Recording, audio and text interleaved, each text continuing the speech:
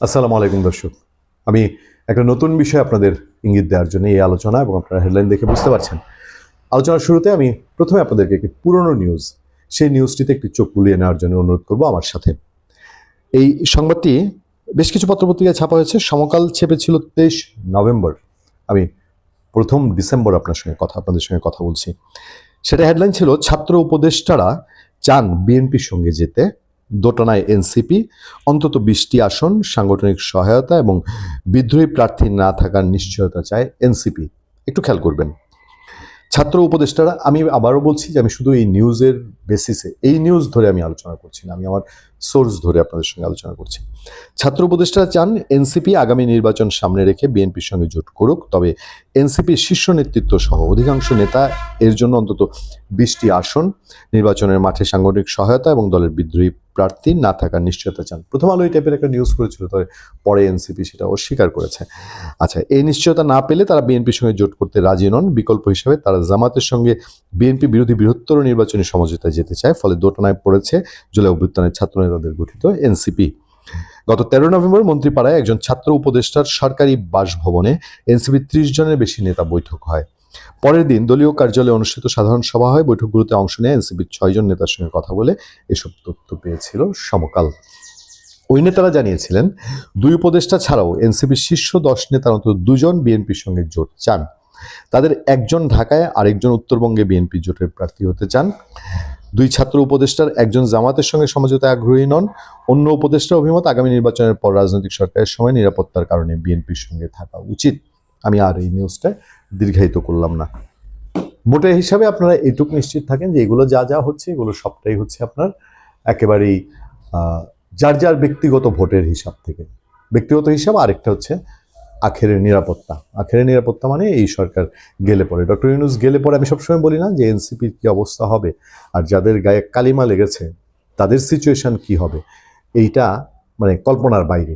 যাক, এখন 2 ছাত্র উপদেষ্টার গায়ের মধ্যে বিশেষ করে আসিফ মাহমুদ সজীব ভুঁইয়ার অসংখ্য কেচ্ছা।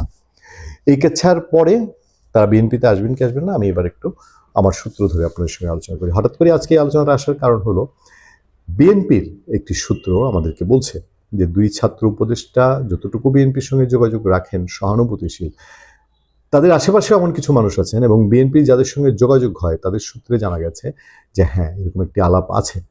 তার সবচেয়ে বড় কারণটা হলো সিকিউরিটি।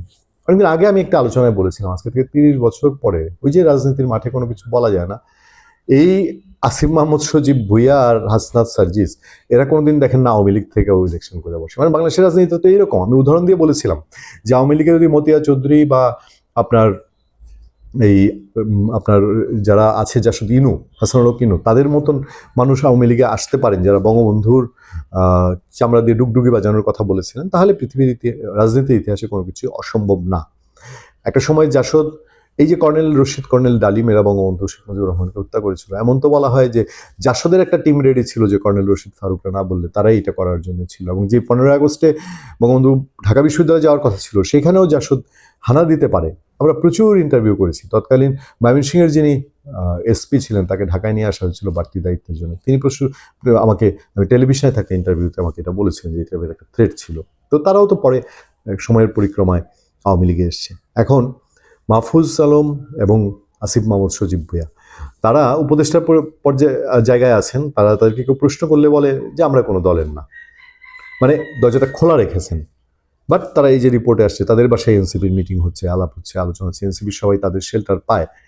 কিন্তু নিজেদের নিরাপত্তার প্রশ্নে এবং নিজেদের আগামী আসন নিশ্চিত করার জন্য বিএনপি ছাড়া তাদের সেফ অ্যান্ড সিকিউর জায়গা অন্তত এখনকার বাস্তবতায় নাই, বা গত কয়েক মাসের বাস্তবতা যদি বলেন। এখন সামনে নির্বাচনে তারেক রহমানের অনুপস্থিতি, বেগম খালেদা জিয়ার অনুপস্থিতিতে যদি জটিল হয়ে যায় সেটা ভিন্ন হিসাব, কিন্তু রাজনীতির গভীরে এই আলাপ খুব শক্ত আলাপ আছে।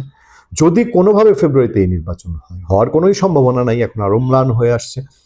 যদি হয় সেই নির্বাচনে তো অবশ্যই বিএনপিতে যেতে চায় উপদেষ্টা আসিফ ও মাহফুজ, নাই বললেই চলে। ফলে তারা যদি, এবং আপনারা খেয়াল করে দেখবেন আসিফ মাহমুদ সজীব ভুঁইয়া এবং মাহফুজ আলম যেই সব আসনে তারা নির্বাচন করতে চান, আগ্রহী, সেসব আসন কিন্তু বিএনপি ফাঁকা রেখেছে। এখন সেগুলো এনসিপিকে দিয়ে দিবে। এনসিপি যেখানে সকাল দিবস রজনী তারা বলছে যে বিএনপির সঙ্গে জোট না, বিএনপির সঙ্গে জোটে তারা যাবে না, এবং এনসিপির শীর্ষ নেতৃত্বের অনেকেই বিএনপির সঙ্গে জোটে যেতে নারাজ। তাহলে কি ওই দুই ছাত্র উপদেষ্টার সাথে ইন্টারনালি বিএনপির এমন কোনো যোগাযোগ আছে যে তারা প্রয়োজনে উপদেষ্টা পদ থেকে এসে তারা বলবে আমরা তো এনসিপির না, সোদের আমরা উপদেষ্টা পদ ছেড়ে দিয়েছি? খুব রিসেন্টলি আলোচনার যে কোনো একটা সময় এই দুই উপদেষ্টা পদত্যাগ করতে পারেন, পদত্যাগ করে তারা বিএনপিতে জয়েন করে ফেলতে পারেন। মোটেও অবাক হওয়ার কিছু থাকবে না, এবং বাংলাদেশের রাজনীতিতে সবই সম্ভব, সব সম্ভবের এই দেশে একটা পর্যায়ে যদি তাদের গায়ে যে কালিমা আছে, এবং এনসিপির গায়ে আরো বেশি কালিমা লেগে গেছে, সেই কালিমার চেয়ে বিএনপির ব্যানারটা তারা আরো বেশি স্বাচ্ছন্দ্যের এবং তাদের জন্য নিরাপদ, সিকিউর এক্সিট বলেন আর পুনর্বাসন বলেন, সেটা হতে পারে। ভালো থাকবেন, সুস্থ থাকবেন। আপনাদের সাথে আমি আতিক রহমান, পূর্ণিয়া।